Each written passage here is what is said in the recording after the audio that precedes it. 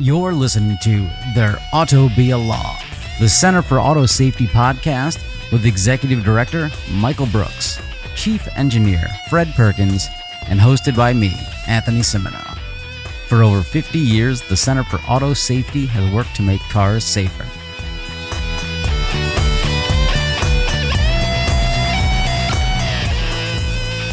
Hey listeners, welcome to your favorite podcast. Good morning, world. People are thinking about this. They're like, wait, this isn't All Things Considered. I don't know if that's a podcast or not. But listeners, hey, I want to point out something to you. We love our passionate listeners and whatnot. If you're here, you probably agree with at least 85% of what we say. People have pointed out times when we're wrong, and we go, oh, you know what? Maybe you're right. I want to point out that 90% of what comes out of my face is generally nonsense. And it's generally humor, and sometimes that's tough to translate. So, just relax. I understand this is tough times, people adjusting to the new world order. Hopefully we're informative and a little entertaining. Sound good? Sounds good to me. I admire your confidence that you think you're actually funny. I hate this show. This is my I know.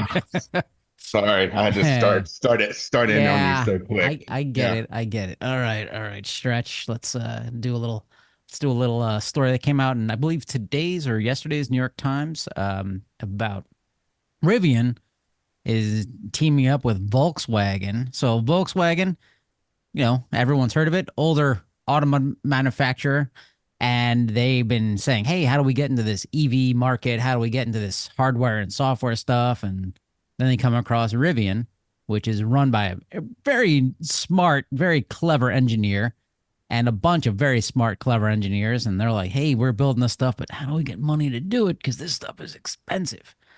So this is kind of neat where, Volkswagen saying, hey, we used to have the mindset of that.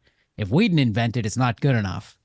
And then they're realizing, hey, maybe we should go to these Rivian folks. And I'll just put this as an aside. When I once worked for a fruit company, they also had the same belief that, hey, if we don't invent this software or hardware, it's garbage. Then they decided, hey, we can just buy everybody's idea. And that's turned out pretty well for them. So what would you guys take on this? The company, the term synergy, what that means? Synergy is like 1 + 1 = 3, right? So this is basically a synergistic combination of two companies that are losing money that are somehow supposed to end up with a company that makes money. So it's going to be interesting to see how this plays out. Are you familiar with the term cynicism? No. What does that mean? I don't know. That's a Greek illusion, right? Yeah. Something about Pericles. I'm not sure. Shadows on a cave wall. I'm not sure either. But we digress. Yes. Anyway. Yeah, it makes sense. Volkswagen is struggling recently for market share and struggling to get electric vehicles built and on the road, and Rivian has a lot more expertise in that area. So we'll see what happens here. It's gonna be interesting. All right, now we start off with something sweet and light and easy, and now let's get right into it. Okay, Tesla and NHTSA. NHTSA, the National Highway Traffic Safety Administration, which we have a death watch on. No, that's just me. It's just me, really. They're kind of calling out Tesla saying, hey, you guys keep saying your cars drive themselves. Well, they can't. And NHTSA is asking the company to revisit its communications to make sure messages are consistent with user instructions. And now that phrase, revisit its communications, in my mind, I just imagine NHTSA being this guy like wearing socks and sandals and being like, okay, hey, class, can we if we all just mellow out, just revisit that. Is this, Michael, you have a lot of experience with NHTSA. Am I being cynical? Well, so basically what happened was NHTSA's conducting its investigation of Tesla full self-driving, but they sent out a request, which they typically do in any investigation. Soon after opening, they'll send out a request, basically the manufacturer saying, here's everything we want from you. But in this one, they also attached an email from May, where they were speaking with Tesla about this issue and particularly about Tesla's social media messaging. So Tesla came in April, apparently, of this year and briefed NHTSA and the Office of Defects Investigation, and said, look, our owner's manual, our user interface, our YouTube messaging to drivers is that the vehicle's not autonomous. They have to pay attention, keep their hands and ready to go. But the agency pointed out, in the month since they had that meeting with Tesla, from April to May, that they've come across, what, 10, a dozen Twitter posts from Tesla where they are actively supporting unsafe uses of the system, people that are not paying attention, not keeping their hands on the steering wheel, all of these other things that we've discussed ad nauseum previously. So they're catching Tesla in kind of a lie, or essentially Tesla's talking out of both sides of its mouth. On the one hand, they're saying, we're putting out this messaging to people in our owner's manual and online that tells them they have to pay attention. Meanwhile, they're supporting tweets, reposting tweets online that do the opposite. So it looks like that's going to make up, at least a portion of this investigation, looking into how Tesla is marketing or characterizing this technology in social media, which, as we know, has an outsized impact on human behavior as well. So it's an interesting take. I wish that this was, a different situation. I'm not sure what is going to happen to this investigation now that Elon is being nominated to the non-existent Department of Government Efficiency. So the head of the Department of Transportation, that's a political appointee. The president appoints that person. Now, is the head of NHTSA also a political appointee? Yeah. Okay. Yeah. So there's going to be a new head of NHTSA coming in January, right? Yeah, maybe. I mean, we've seen so many acting administrators at NHTSA at this point that's almost the norm. I think we've had one confirmed administrator in the past 7 or 8 years, maybe, that was past 6 years now, I think, that was actually confirmed by the Senate. So it's who knows? There may be there's probably an easier route to confirmation of folks this time, since the Senate appears to be, or the Senate is in Republican hands. So any nominees coming out of the Trump administration should probably not have too many problems getting past the Senate. So that's I don't know what the plan is for Musk's role in the administration, and how much the Trump administration is going to be paying attention to his particular beliefs on vehicles versus the government efficiency question, whatever all that means.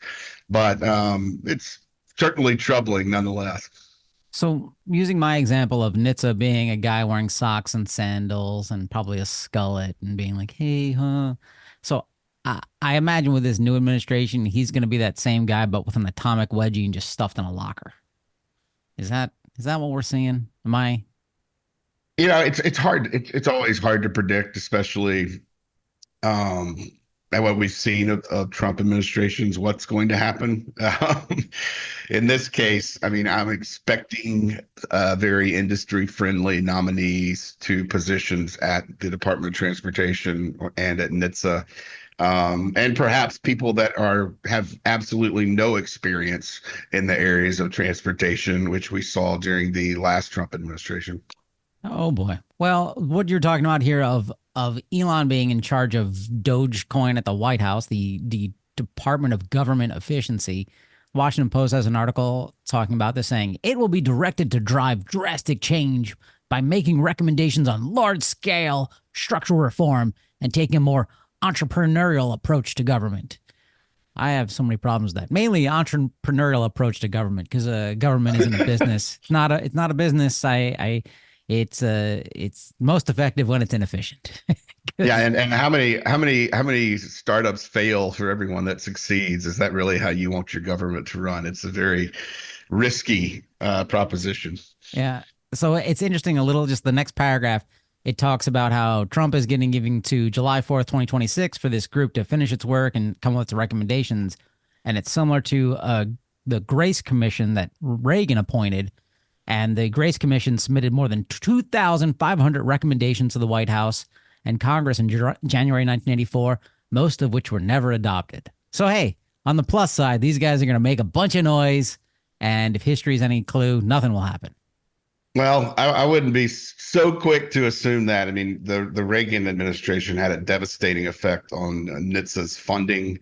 In fact, I would say that the agency has never recovered from that period of deregulation. So, it's funny, and we laugh because Elon and Trump are both easy to make fun of for their actions and their behaviors, but ultimately, they may be putting into place systems that are going to result in far less oversight by NHTSA, by the Department of Transportation, and by other government agencies that we're engaged with.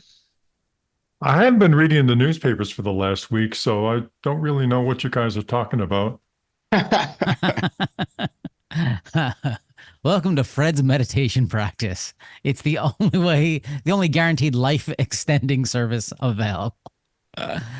Yeah. And further in the article, Elon says he wants to cut the number of federal agencies from over 400 to no more than 99, which is one of these things that sounds great on paper, but it's just nonsense. It's just words, words. I'm going to cut things and not say anything.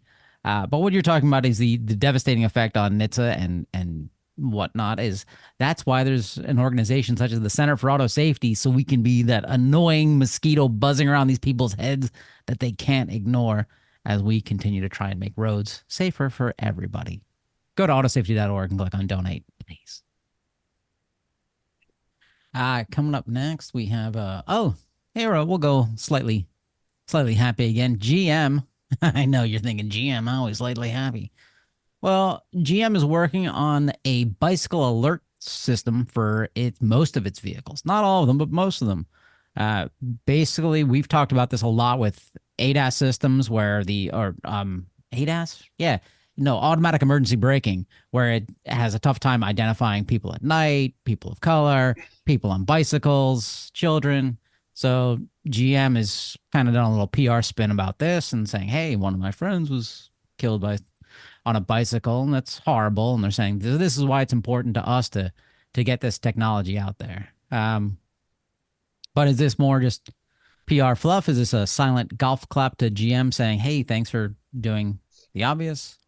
I mean, what GM is announcing is that there are three technologies that are involved here. There is the front pedestrian detection, which is essentially cyclists in front of the vehicle and pedestrians as well.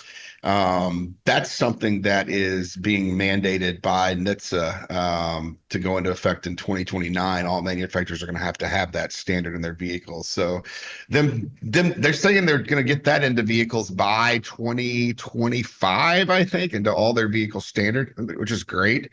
I'll be interested to see if they do that and if those systems meet the new NHTSA standard, which goes into effect in a few years. But in addition to that, which I think most vehicles are going to have, they're doing side bicycle detection. So essentially, that's a lot like blind spot detection. You're driving along the road, and instead of just detecting vehicles that might be in your blind spot, their systems are going to be detecting folks on bicycles, which is also great. I mean, I'm sure we all love to be aware when anything is in our on the side of our vehicle that could be hit, and bicyclists are a lot harder to see in our rear view mirrors. So that's a great system. And also the situation where you've just parked your car on the road and you're getting out of your vehicle and you open your door right into the path of a bicyclist. Fred, has that ever happened to you? I've never been doored. I've seen doors open, and I've been able to avoid them so far, but I certainly know about that happening and people being injured by that. Yeah, apparently it's a very common way that bicyclists are injured. So GM is wrapping, all three of those into a package that they're putting onto their vehicles starting next year. It looks like all of their vehicles standard without the government forcing them to. So that's good. There are a number of other manufacturers that have started to put this technology into their vehicles. They're just not doing it across their lines. Volvo and Mercedes, Hyundai, Kia, Toyota, Volkswagen, and some others have already started working on this. And this is coming into play. I think this is coming into play mainly because we've seen such a giant rise in pedestrian fatalities, and there's a renewed focus on that by the manufacturers because, frankly, the situation with pedestrians has gotten out of control. The numbers are grim, and without some some better technology on vehicles to detect pedestrians and bicyclists, it's not doesn't show any signs of slowing up. Yeah, and let's also recognize that this technology requires a lot of sensor fusion, new software, new applications. So there's radars looking out the side of the vehicle to implement this. There are cameras looking out the front and back. There is coupling with a brake system for automatic emergency braking. So there's a lot of complexity involved in this. I think that, we need to give credit for work that's been done while still acknowledging that there is more work that could be done. But, this is overall a really good thing that the manufacturers, the giant manufacturer like GM, is focusing on this and is implementing this. And hopefully the rest of the industry will come along and do similar safety projects. We've been advocating for this, that people take the technology being developed for AVs and apply it to existing vehicles and existing traffic situations. And I think this is one such example where that is AV technology development is spilling over into what I think is a lot more practical and an immediate need for protecting people with existing vehicles and current technology. The anti-dooring stuff you mentioned, is that required in 2029? No. No. Okay. No, that a lot. The AEB rule only applied to automatic emergency braking to avoid pedestrians in front of the vehicle, and it did not include bicyclists as part of that. And I think that was because the manufacturers objected because bicyclists are moving at higher speeds and are harder for their current technology to detect. That's what they claimed. I'm not sure how exactly true that is, but they're obviously higher speeds. But they're detecting a vehicle that's moving at high speeds. I imagine. Well, the vehicle is directly in front of them, and is large and is not moving laterally. I think that's mainly the issue there. Well, we've talked about perception in the past and how difficult perception is as a very complex cognitive function that the computer has got to undertake and has got to, do a very good job if it's going to actually operate safely on streets automatically. And I think that this whole problem of perception of a bicycle is something that's difficult. If it were easy, they'd already be doing it. But the perception problem is difficult on a bicycle. It's not really large. It's bobbing around. It's moving at different speeds. So again, giving credit where due, I think that it's a really good thing that's happening. And hopefully there'll be more of that. So, Michael, you said with bicycles they're not moving laterally. Does the AEB rule apply to cross traffic, like at an intersection? So No. it does. So no. It's well, I mean, if you can detect a pedestrian, we're going to see how well it works on the pedestrian detection side. We're still not 100% sure, that it's not going to be perfect. But I'm even thinking just a vehicle going cross traffic. So like I'm at an intersection, I'm going through. It's not. The systems are designed to prevent rear collisions, so one vehicle hitting another one from behind. So they're not equipped to capture a speeding vehicle that runs a red light in front of you. I don't think they're going to be. They might capture it close to the end near impact, but they're not going to be designed to have a 360-degree view of the roads all around you and to detect vehicles coming down the street laterally. That's more in the realm of what vehicle to vehicle communications or vehicle to infrastructure communication could accomplish for safety, but automatic emergency braking is not there yet. Okay. Well, good to know. Check your mirrors before opening your doors and don't hit a bicyclist. Because I know in New York State, well, I don't know if this is true anymore, but it used to be that, yeah, if you hit like a motorcyclist, they hit in your door, they were at fault. But, then you don't have a door and you're dealing with someone who's got a life-threatening injury, probably. So, hey, check your mirrors, right? Everyone agrees. Yeah, Hey, that was did you ever hear it was called the Dutch Reach or something? Yeah, I was Where just thinking of that. Yeah. yeah, in other country, I think in Holland, or the Netherlands, whatever they're calling it these days, they teach drivers in drivers education to reach for the door handle with their right arm, so they're reaching over, which forces them to look at least towards their rear view mirror as they're exiting the vehicle, so that they're have an opportunity to see any bicyclists or pedestrians approaching before they open their door. That seems to be a kind of a no nonsense solution if we didn't have to rely on the technology, but fortunately maybe we'll have the technology there to help us as well. I love it. The Dutch reach. Okay, that's something new we will learn today, or at least I've learned today. We've talked about this a lot before. No one likes touchscreens so much. Not big fans of the touchscreen. We all miss our buttons. And Hyundai has said, "Hey, we did some user surveys, some things like that, and it turns out people hate it when they have to click through multiple screens just to adjust their air conditioning." And it's fascinating because there's an article from InsideEVs.com, and they basically say the quiet part out loud is every manufacturer saw Tesla's Gee Whiz factor with a touchscreen and said, "Hey, we got to be Gee Whiz too. Let's do this because it looks awesome in a demo." I blame Steve Jobs when he released the dock function of the Mac OS. I remember being at this event and he's like, "Look how cool this thing looks," and we're all like, "This is such a stupid idea. This is bad usability." But Steve thought it was pretty and he got to scroll and it looked awesome on TV. And hey, it looks like something out of the future in some Hollywood movie. And that's what all manufacturers did with touchscreens. They're like, hey, remember when you used to push a button? Now, hey, how about clicking through 8 different screens with no tactile feedback? And so thankfully, Hyundai is saying, maybe we should put some buttons back in.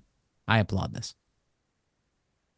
Yeah, I mean they're putting buttons back in for a number of reasons now. There's a pretty sound consumer rejection of putting everything into the touchscreen system, particularly things that you want to access quickly while you're driving. I mean, we've spoken a number of occasions about how we don't want any safety features being hidden in a menu behind a touchscreen. I mean, there are things that have to be accessed immediately, like wipers and headlights and other features where buttons make all the sense in the world, especially buttons that are put in a place that is recognizable from car to car to car, so that people don't have to relearn their locations every time they're in a different vehicle. Some things may be okay behind a touchscreen. I mean, if you want to do a deep dive into your fuel economy or into your trip distances and that type of thing, that's great. You can do that when you're parked at home, but there's a lot of features that just simply don't belong under a touchscreen menu. I mean, air conditioning is certainly arguably one. If you're driving, you want to make a quick adjustment to the climate in the vehicle without losing sight of the road. It's sometimes I think it's much easier to do so through a button versus or a dial versus navigating a touchscreen menu. Agreed. I Fred? think my car has got a pretty good mix of buttons and touchscreen. Um, I like the way they've done that. And in fact, they just came out with an update to the software that put a lot of those functions back onto the front screen as well as alongside the buttons. So that's my Subaru, my 2020 Subaru. I like the way they've done that. They've got the temperature disposed in buttons. They've got the climate control mode, like whether or not you're going to have defrost or warm your feet or whatever. That's on the touch screen. And if you want to go into deeper considerations, then you can go down to different levels on the touch screen. But they've done a good job. So I don't think it's all one or the other. There's got to be some Right. optimum mix. I don't know. My touchscreen, I have no idea what the functions are. I just let my phone take it over because anytime I click on a button in the default Toyota stuff, it's like, oh, you don't have this service. Oh, you don't have this service. Oh, you don't have this service. So I just plug my phone in and say, hey, car, play this song. And then it just plays that song on repeat forever, over and over. Or it does variations of that song from children's choirs to orchestras to heavy metal interpretations. And it Oh, drives me wow. nuts. It's annoying. It's awful. But hey, that gets us into Gaslight this week. Everybody ready for some Gaslight fun? Everybody, come on. Mr. Perkins, kick us off. I know Because, you're excited.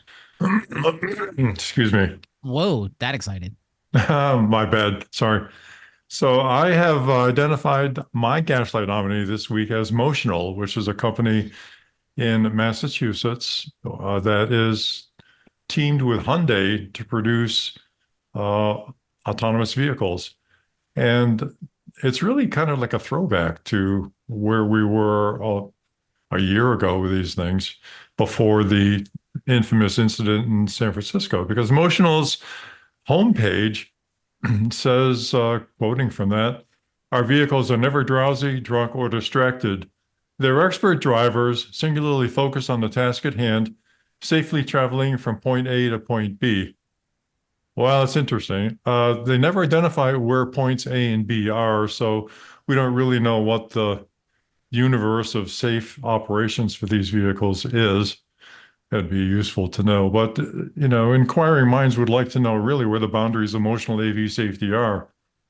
But it's important in thinking about this to see the sleight of hand, because the statement really asks the listener to project their own driving capabilities onto the vehicle when they say that they're expert drivers. And they really wanted to presume that they're somehow better because they're never drowsy, drunk, or distracted. So really, it's an interesting sleight of hand that everybody who addresses this in this way is using. But they never provide an affirmative statement of capabilities. So they're really just asking you to project your own capabilities into the void and, put aspirational properties that they hope to be present. It's kind of like defining the atmosphere as the absence of a vacuum. The absence of data is not data, and the atmosphere is a lot more than the absence of a vacuum.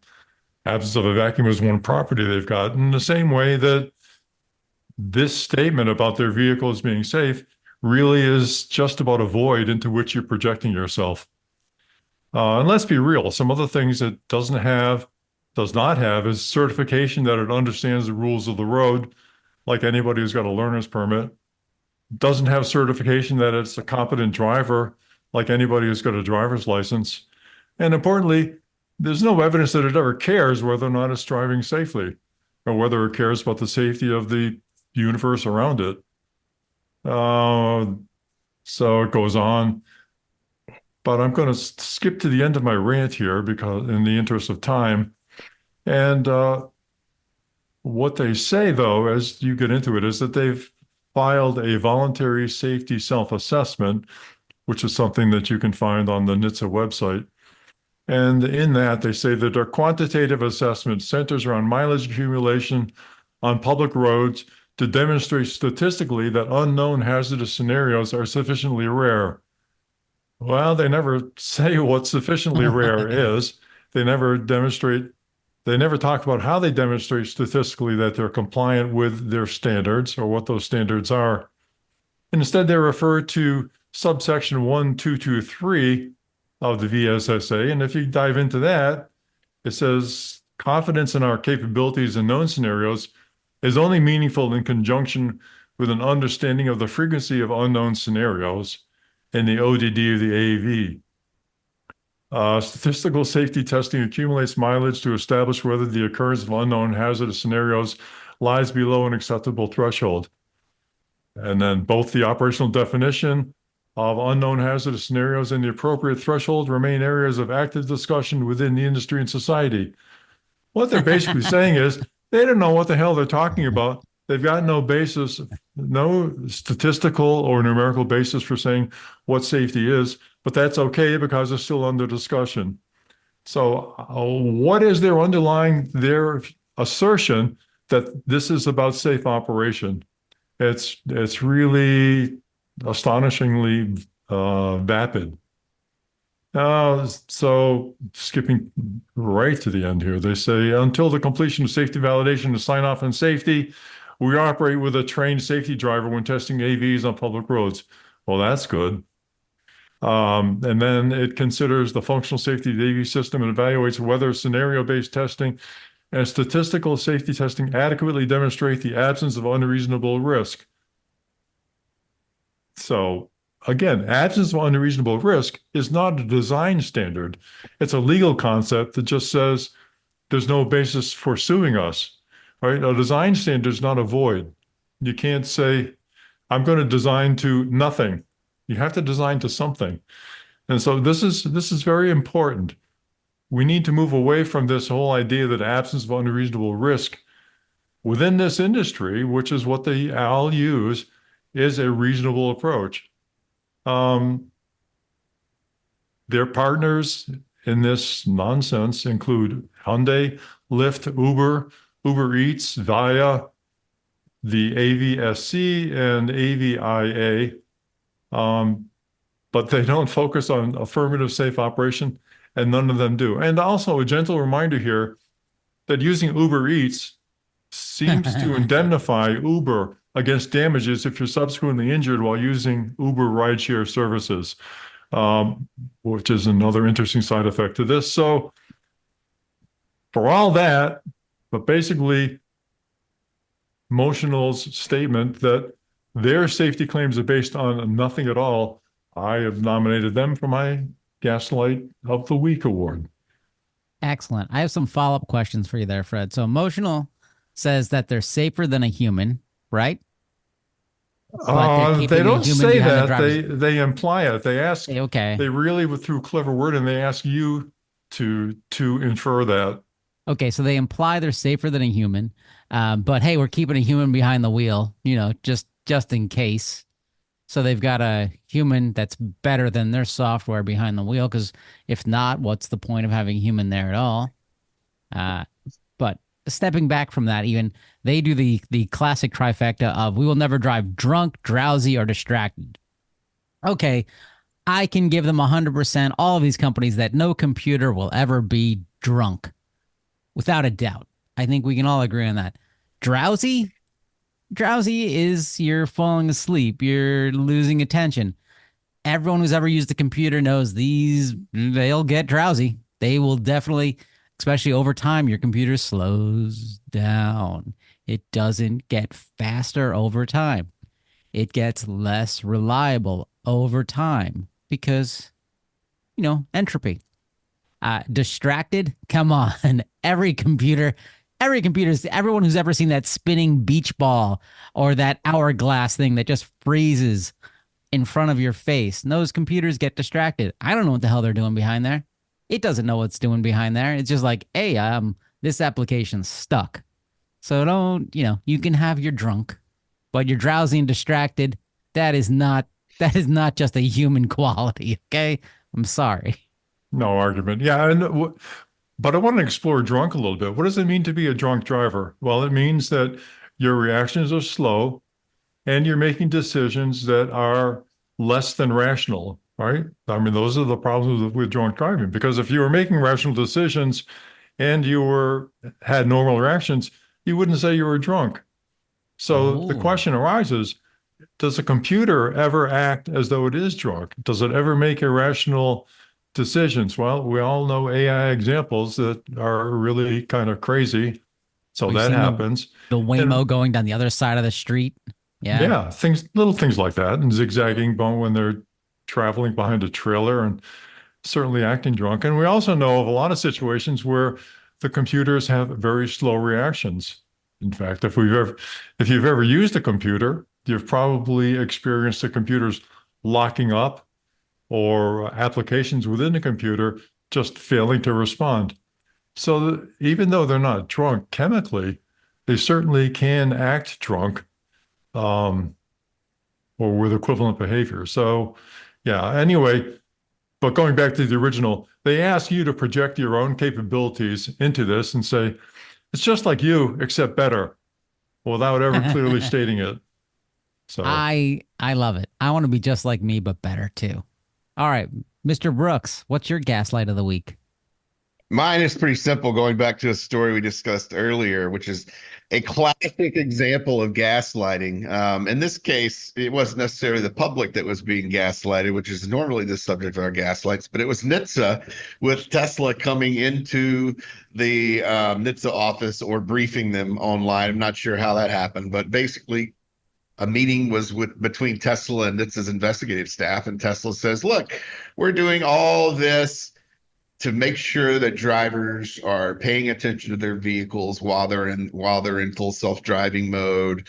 We have messages in our owner's manual. We've got messages in the user interface in the vehicle, and we have messaging online on YouTube to drivers that the vehicle is not autonomous and that the driver must remain in full control all the time." Meanwhile, Tesla on the side is going online and supporting posts on Twitter that say the exact opposite, that highlight really poor uses of the technology, that drivers are saying, "Look, I can take my hands off the wheel and sit back and have a little rest and not get fatigued." And Tesla's supporting that type of behavior on Twitter. So that's a classic example of gaslighting, and I think it fits great as my gaslight of the week. Excellent. My gaslight of the week is related to a story we just discussed too. I was so afraid Michael's going to steal mine, but it's Elon Musk, gaslighter of the century. From that Washington Post article where he's talking about making government more efficient, Elon also says he wants to see federal spending cut by $2 trillion. Keep in mind, this is a guy whose entire companies are based off of, dining on the government teat. Tesla made what, $800 million from selling carbon credits, which is just like selling baseball cards. Bullshit. Yeah, I can assure you that will not be cut for the budget. That will not be cut. No, SpaceX gets how much money for launching satellites and stuff out of NASA's power? Yeah, we're not cutting that. That's not getting cut. No way. What will get cut is a bunch of things he doesn't like, hey, stop calling BS on my lies, like the around. So the SEC, yeah, that'll be cut because they I don't like them. NHTSA, yeah, that's gonna get cut. And for the EPA, yeah, because I can't just dump rocket fuel wherever the hell I want. But that's where but that's not going to add up anywhere close to $2 trillion. So, oh, wait, come on now. I'm sure that these people are going to be very aware of conflicts of interest. And we all know that there were no conflicts of interest in the last Trump administration. So, we can expect that same high quality of ethical behavior in the upcoming administration. I would like to change my gaslighter of the week to Fred Perkins. Gaslighter. Wait, who's being cynical now, Anthony? I'm not sure what that word means still. Okay, let's go on. Thinking of cynical, California Public Utilities Commission. My favorite of the public utility commissions. An article in Reuters, we have a link from in MSN.com, titled California Agency Boosts Reporting Requirements for Autonomous Vehicle Incidents. That's great. California State Agency said on Thursday it is mandating enhanced data reporting requirements for autonomous vehicles, including reports for incidents where self-driving cars get stuck. Thank God. I can't believe that, like, when they drive into wet cement, when they have their existential crisis in the middle of intersections, that wasn't included in their reporting. So I am all for this. Please tell me why I'm wrong. No, you're right. That's end of show. End of show. We're done. I am right. That's a big bullet point. There's basically three main areas where they're going to be beefing up reporting in California on AVs. That's the kind of the number one highlighted one. It's stoppage events is what they're calling it. So all the AV operators have to report any incident where the AVs get stuck or have a breakdown, or I think we described it as some type of crisis of movement at some point. I can't remember exactly, but That's one thing. Those are stoppage events where we saw, buses, fire trucks, emergency responders of other sorts get trapped on roads behind a vehicle that was stopped in the middle of the road having an identity crisis. Those are going to be reported to the California Public Utilities Commission now. Also, they are enhancing their incident reporting. So everyone operating AV has to report on both collision and non-collision incidents, including traffic tickets and other things. So Wait, do they get traffic tickets? Like that's apparently, but I don't know. They have to yeah. report them. Yeah, it says including citations and But stoppage events. So see, that's the thing I was confused about because they said like including citations, but like who is citing them? And I thought California exempted these guys from basically all traffic laws. no, I don't No? think so. No, Oh, okay. I think they could still get tickets. I mean, if you're blocking a road, for instance, maybe a citation is, a parking ticket because they parked in a no stop zone. Who knows? Well, I think what's happening is that these tickets are not being issued to the individual vehicles. The citations are being given to the company as kind of an advisory. So it's not the sort of thing where they're going to fine the individual vehicle $20 for a violation. They're just sending a note back to the manufacturer saying, please be aware that your vehicle did something bad. I think that's what's happening. But do we actually know if that's actually happening now? Because that seemed to be. Because I remember we had the sheriff on a couple of years ago. He's like, I don't know who we'd ticket, and I spoke to a former NYPD officer, and he said, yeah. He's like, who would we give a ticket to? He's Yeah, like, there's no way we're going to to GM's office being like, here you go, here's a $150 parking ticket.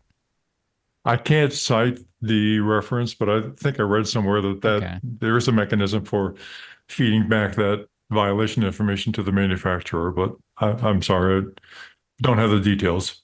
And in some cases, I mean, most of these vehicles that are on the road now, at least, have a safety driver in them, and I'm presuming that the safety driver is going to be the recipient of the citation. Well, not Waymos. They got no safety drivers. No, So yeah. So listeners, if you guys know this, ideally somebody who used to, who's upset, who used to work for Waymo or Cruise, who wants to blow a little whistle. Like, no, you don't even have to blow a whistle. Just tell us no. There's no parking tickets, or yes, we have a stack of unpaid parking tickets. Because I think, and listeners, correct me if I'm wrong, but I don't. This has always been the thing where I'm like, who's getting this? So anyway, I'm sorry, Michael, I was interrupting you. no, there's only one more area. They're up there. They've got the stoppage event reporting, enhanced incident reporting, and also they're calling streamlined collision reporting. So AV operators are going to have to report all collisions, both to CPUC, the Public Utilities Commission, and NHTSA within 1 day of a collision. So that gives them, quicker access to information about collisions, and allows them to, respond more quickly when those collisions have taken place to gather more knowledge before it disappears. All right, so ideally a step in the right direction. And hey, if you donate, we'll find out if they're actually giving tickets to these companies. That's right. That's the only way we're going to do work is by soliciting donations. No, that's not true. We'll try and hunt this information down. But for now, it's time to enter the world of Mr. Fred You've Perkins, now entered the Tao his of Tao Fred. and he's going to talk to us about duty of care. Thank you, Anthony. Thank you for that introduction. So this week, it's a little bit complicated, but I want you to try to hang on as we go through this. So there's a relationship between duty of care that we've talked about, and risk, and also hazard, but they're separate things. So as I understand it, and Michael slapped me upside the head if I got this wrong, that the rules of the road are really informed by the duty of care. Every driver assumes the mantle of duty of care when they operate their vehicle legally, and they're expressed in the rules of the road.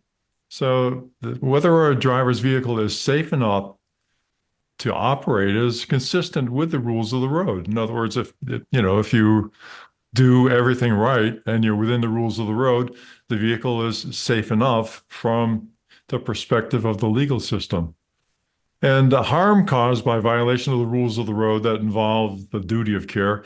They provide cause for law enforcement actions and judicial actions, including liability and damages. I think I got that right. Is that right? Yeah, Michael's nodding his head. But taking that a little bit further, those ideas provide a basis to consider the risk of harm. Now, risk is usually expressed as a two-parameter problem. So you've got both the consequence of the harm, right? Something's going to bang into something else, but you've also got the probability that the harm will be encountered. So it would be really bad to have a meteorite land on your car, but the probability of that happening is very low. So you're not going to worry about that, right? So risk mapping is a useful way, I should say, of managing resource allocation for prevention of harm. So that's unfortunately the approach that the AV company is using to design the safety of vehicles, reliance on risk. So that allows them to say that, well, these things are really unlikely to happen, so we don't have to care about it. How likely is it that you're going to run into a woman crossing a road in the middle of the night walking a bicycle? Oh, it's not likely to happen at all. Yet Ms. Hertzberg in Arizona unfortunately lost her life because that was not an anticipated event. So I think that the AV companies prefer to consider risks rather than hazards because it's a lot easier, and they convince themselves that there are certain things they don't have to do. Now, there's a considerable basis of experience now on cars driving themselves. We have a lot of experience from from Tesla, and we also have a lot of documentation associated with that, both in video form and reports that they've given to NHTSA, right, through what was it, the Standard General Order? Standing General Order. Standing General Order. There are also a lot of events that have been documented by Waymo, a lot by Cruise. So when an operating AV encounters a hazard, risk isn't really important because the probability of it happening is 100%, right? They're actually there encountering the hazard. So really what the vehicles should be doing is they should be designing for hazard mitigation in every event that they know of where a hazard can occur or has been demonstrated to occur, and then folding that into their risk evaluation, right? So the operational AV tactical decisions, when they're operating, they're all made on the basis of hazard evaluation, not risk. They see something happening, they respond to it. That's different than designing for risk, because when you design for risk, you can convince yourself that, well, that's really unlikely to happen, so I don't have to spend any resources to accommodate that. Right now, there's a long and unfortunately rapidly growing list of what demonstrated hazards are for AVs, and also hazards that people anticipate reasonably could be happening. And my belief is that the AVs should be designed to avoid every one of the hazards that have been identified, and every one of the hazards that have been identified either conceptually, based on the designer's engineering judgment, or in practice, based upon the experience of the AVs operating on the roads. Right? This involves conflicts with pedestrians, cars going off the road. It involves AVs beeping at each other, stopping at intersections. So it seems to me that it's a very simple process to catalog all of these different hazard events and verify that every AV that's allowed on the road is shown to mitigate the hazard associated with these events, rather than to worry about the risk, for example. And to be the equivalent of a human driver, the computer actually has to be able to feel the pucker factor that would a human being would feel if they saw, for example, a trail of infants walking across the street behind a daycare teacher, right, all tied together with a rope.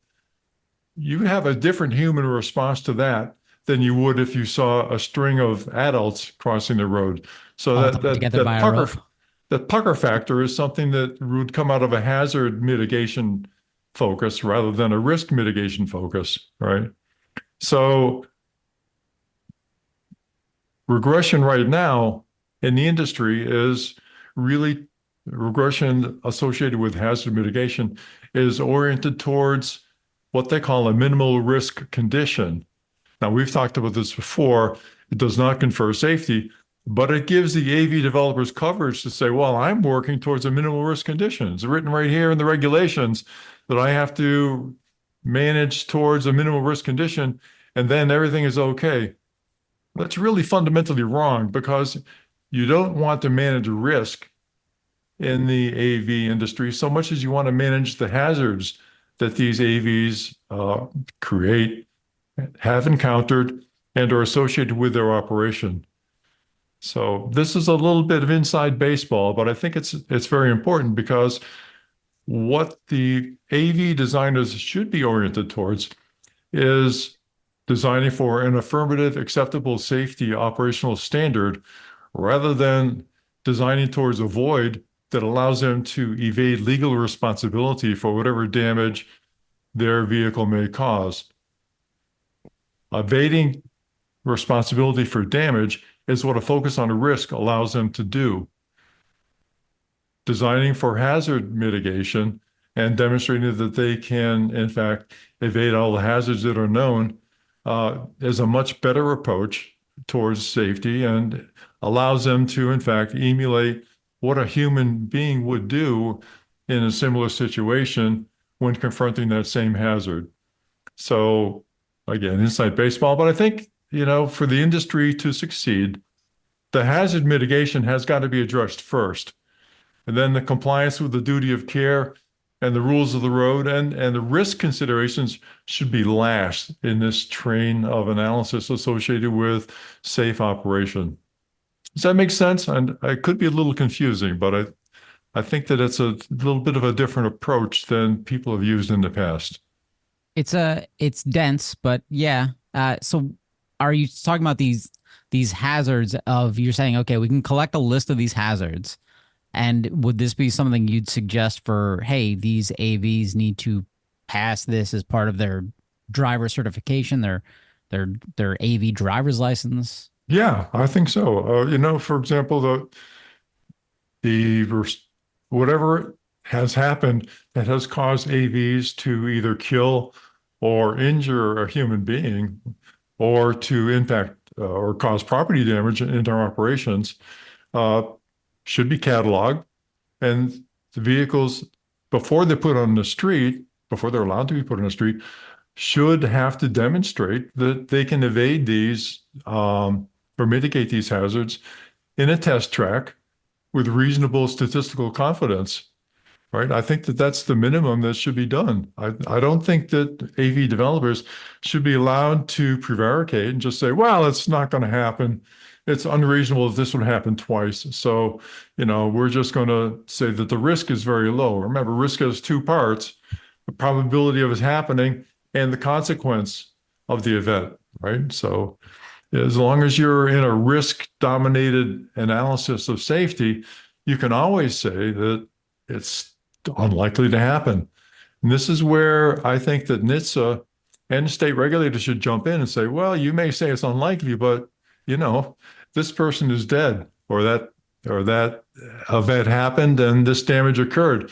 So you got to show on a test track, and you got to show in simulation, you got to show in every way possible or practical that this is not going to happen if we, the regulators, give you authority to operate this vehicle on the road, on the highway.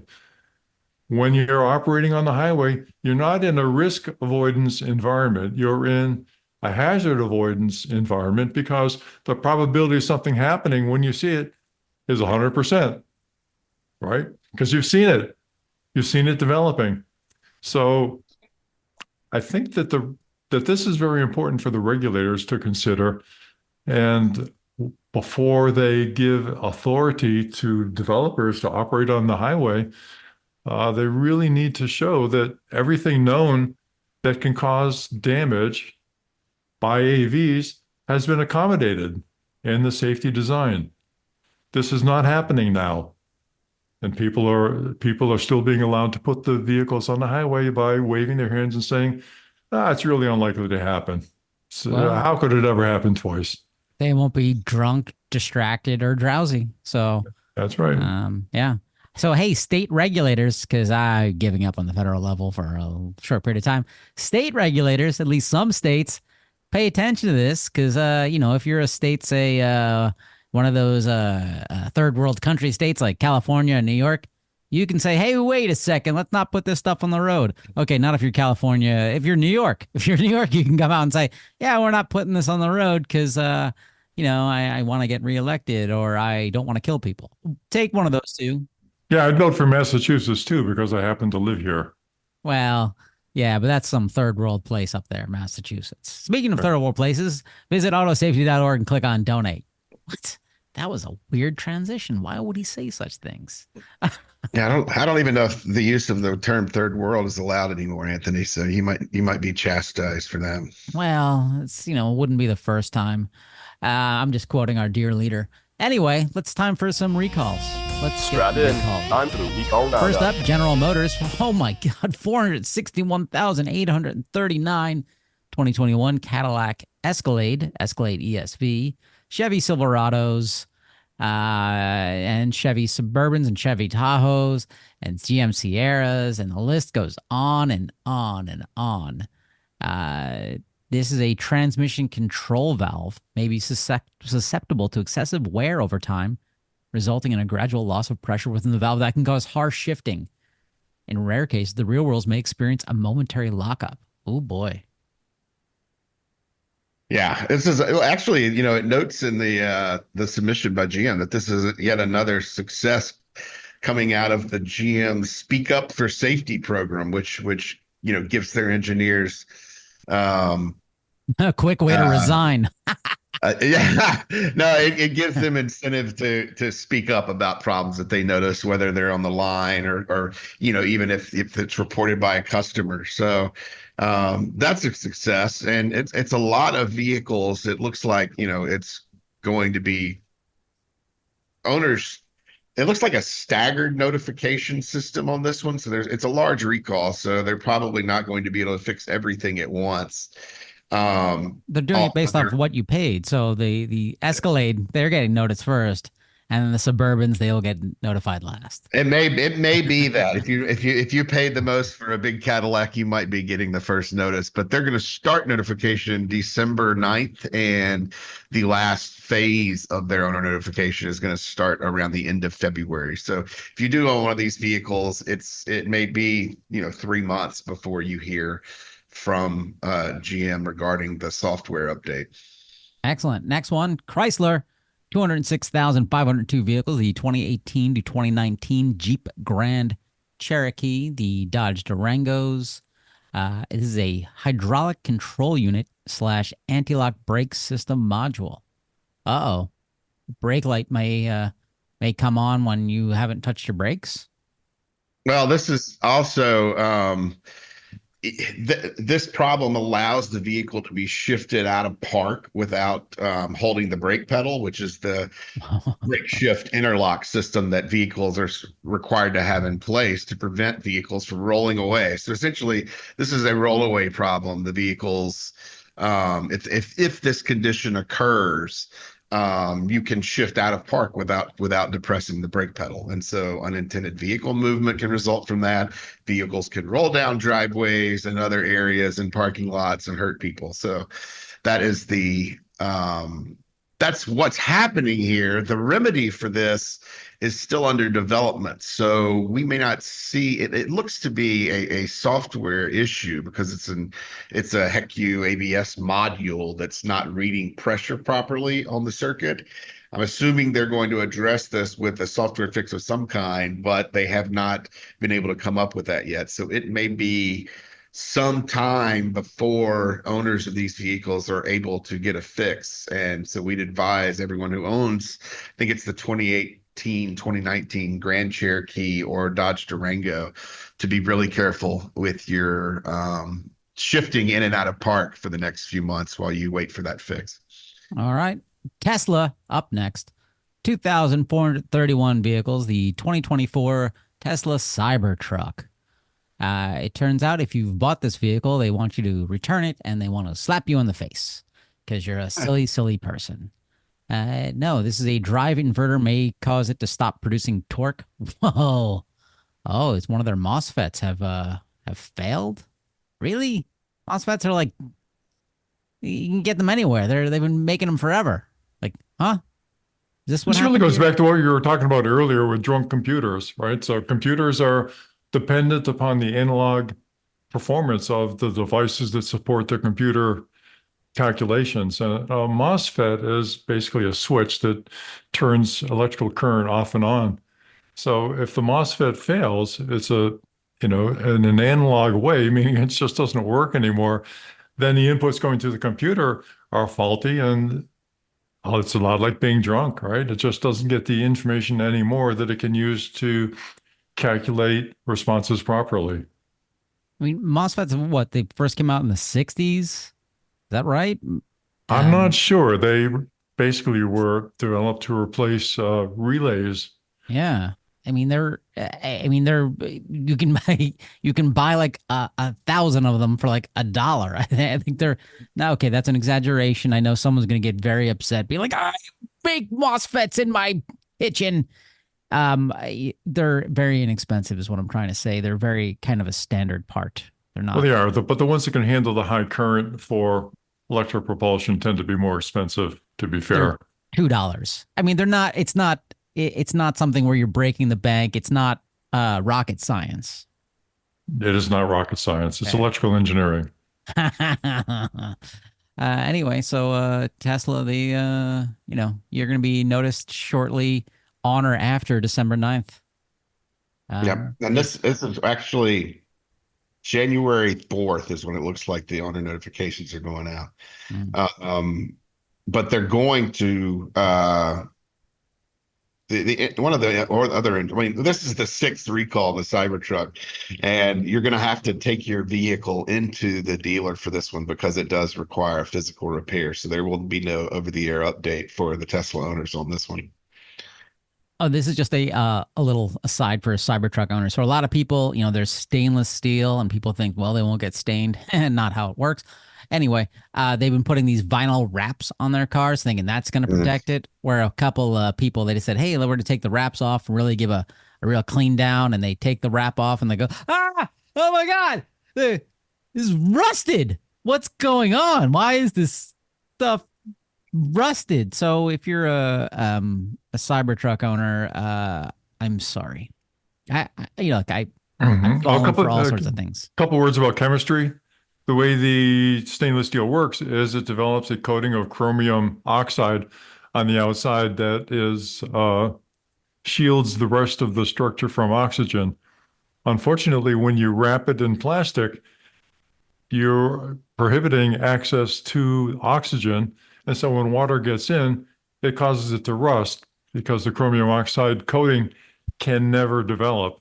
So that's why new stainless steel is shinier than old stainless steel, because the old stainless steel has got that coating. And that's why you should never wrap the stainless steel in something that's going to prohibit invasion of oxygen, because that oxidation of the chromium is what protects it. And to quote Frank Zappa, give me the chromium. Last up, BMW, 3,312 vehicles. The 2025 BMW, why do they name their cars these stupid names? X1 xDrive 28i, X1 M35i. This is some sort of SUV vehicle. The supplier-produced B-pillar reinforcement plate is out of specifications. And it may not have enough structural integrity to survive a crash. That's not good. No, that's bad. That's really bad. I mean, they're still developing a fix for this, so it doesn't look like this will be another one where owners are probably going to have to wait for some time. But this is concerning when your B-pillar reinforcement plate is not supported properly. It looks like they're that the problem was that the materials that came in that made up the B-pillar reinforcement plate were out of spec. So they essentially, I guess, the metal or whatever they used for the B-pillar support plate was not what they were expecting. They got a bad batch from their supplier, and so it makes the plates crack and fail. So that's something that owners should keep an eye out on, because it's a significant problem if you're in a crash where your B pillar is required to support the vehicle's occupant cabin. And that's it for our show today. For your recalls, for our MOSFETs, for our Elon FETs, and for our Boba FETs, and babbling FETs. And yeah, I'm just gonna keep this is the outro music playing. Thank God. All right. Till next time. That's not the outro music at all. All right. Thanks, listeners. Till next time. Bye. Thank you for listening. For more information, visit www.autosafety.org.